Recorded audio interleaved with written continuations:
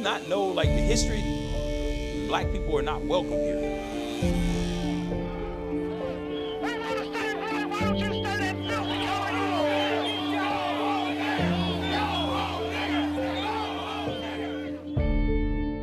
Forsyth County, Georgia, situated 30 miles north of Atlanta and home to about 270,000 people, bills itself as an ideal place to live with its high-performing public schools and a growing diverse community.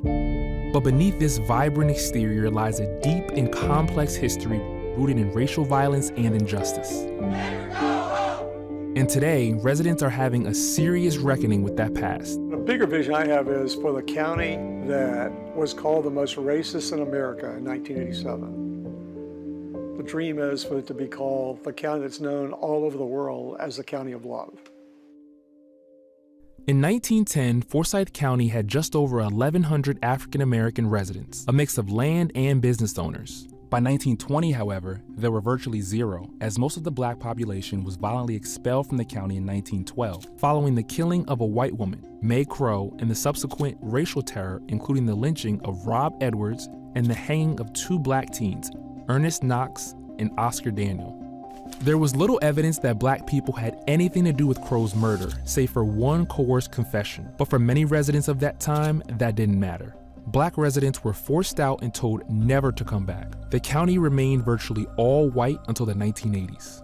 We bring you today to Forsyth County, Georgia. In 1987, Oprah Winfrey brought national attention to Forsyth County's legacy of racial exclusion. You don't believe that people of other races have the right to live here?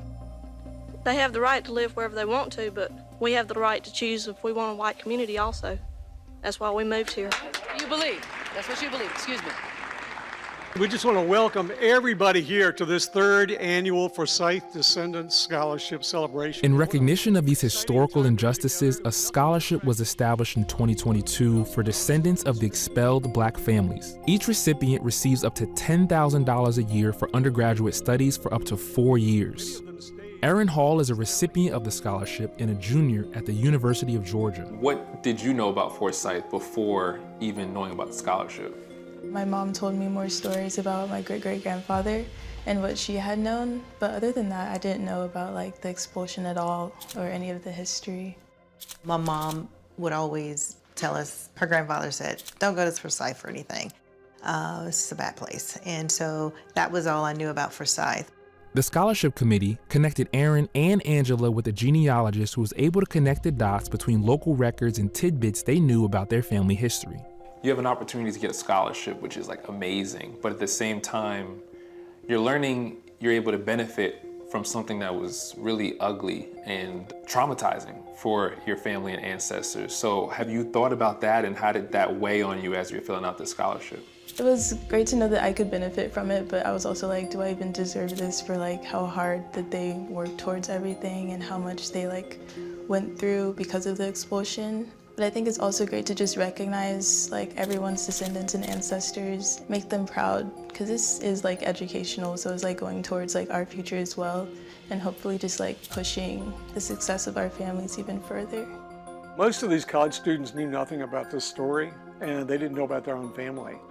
A lot of these families had buried the story, and partly it was just so hurtful and so painful for them.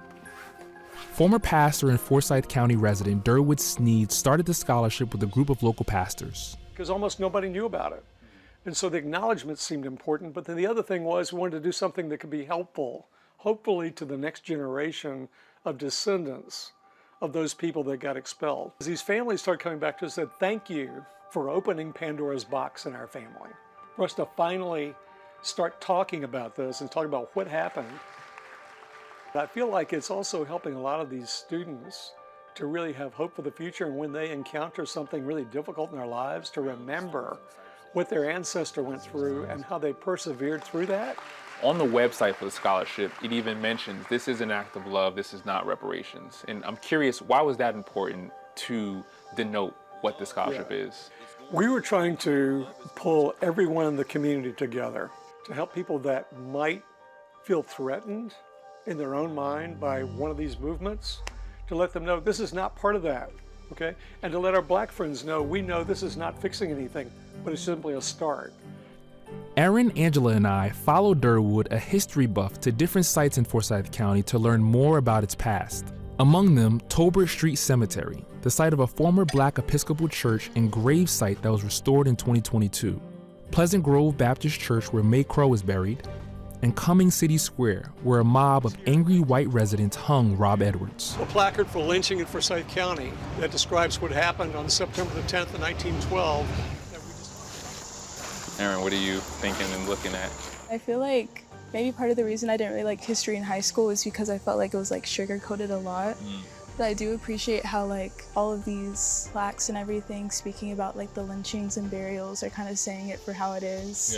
And like describing the brutality that was faced and not just like sugar-coating things to make it easier for people to digest.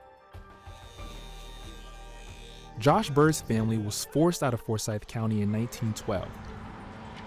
What's going on, bro? How are you, man? Good to see you, bro. Good to see you as well. But just 2 years ago in 2022, the barber opened up a shop here. And so the fact that you ended up moving here, like, how did that happen? I had to ultimately make a decision, man. You know, am I going to operate in fear, you know, or am I going to kind of trust the word of people that I trust that are saying that, hey, man, this is different. And so I had enough courage to say, hey, man, let me just check it out. Let me go and see. And it's been wonderful, man. A Black man who owns a Black business in a city, a county where his ancestors were once kicked out of. When you take a step back, how does that land for you? I feel like my ancestors are probably proud, extremely proud. I feel good being able to say that. Today, 1 in 3 residents of Forsyth County are people of color, predominantly Asian American and Hispanic American, but the county has never been past 5% Black. Join me in welcoming Josh Bird. Josh was a speaker at a ceremony honoring the newest recipients of the Descendants Scholarship. When you're ripped away from your life, your livelihood, everything that you know, and you're forced to uproot and you're forced to go and live in different places, you have to have a courage to continue on. How has this scholarship benefited you? Of course there's like the financial aspect. It's made it so I could just focus like primarily on school, but also just learning about like my family history has been super important. It made me like appreciate the educational opportunities I have now and to try to just do as much as I can to do the best for myself and set like future generations up for success as well. So is it safe to say you'd move to Forsyth next month? I love my area, so I would say no to that for that reason. But it's a very nice area.